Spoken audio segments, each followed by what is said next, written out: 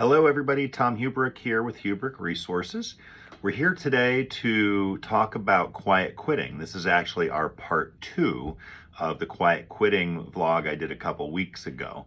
You can look back to that one. We'll put a link in here to have you check that out if you want to see that. But just as a refresher, quiet quitting is essentially when employees decide that they are going to do the absolute bare minimum that they need to do in order to keep their jobs. And it's kind of like a phenomenon right now that a lot of people are talking about. I personally don't think this is going to be a long-term thing. I think it's just a little bit of a flash in the pan right now.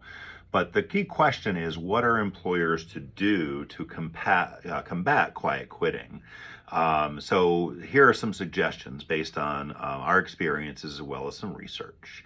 So first off is setting clear expectations for employees, and you do that through having very good job descriptions, right? Now, we talked about quiet quitting being a situation where employees are only doing the bare bones minimum to do their job based on their job description. Well, how about if you just have a job description that has everything in there that the employee should be doing, thus it's not a big deal because it's all in there. Secondly, we really like the idea of providing incentives for employees to work harder and to go above and beyond. And what do those look like? Some examples could be bonuses, giving employees bonuses when they do a really good job. Providing other types of incentives. That could be through better raises each year. It could be through giving people promotions, career ladders. So for example, you have let's say a cashier, for example. You have a cashier 1, 2, and 3. So if you hire a cashier and that person does a really good job, you can quickly promote that person up to different steps in the ladder, if you will, and pay them more money.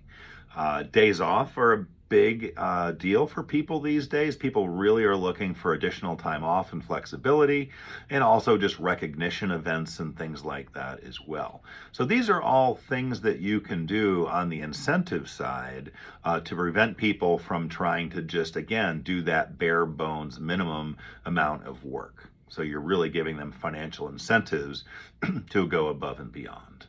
Also, the typical standard stuff you hear us preach all the time, really getting to know your people, making connections with your people, management by walking around, and just spending time with your employees also is very, very helpful in getting people to, do their jobs and go above and beyond. And then finally, and I know this isn't a popular answer, but sometimes you need to terminate people, right?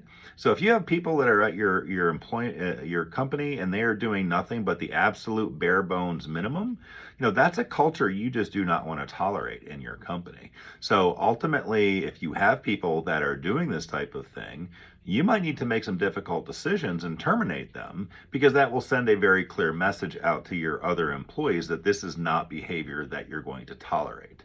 And I know in the short term, in the labor crisis we're in right now, that sounds scary. But in the long run, I think it's something that you really need to do because you just can't afford to have a culture in your company where people are just doing the bare bones minimum just to make it through their day. Anyways, I hope this information is helpful. As always, we're here if you need us for anything HR, and I hope you have a great rest of your day.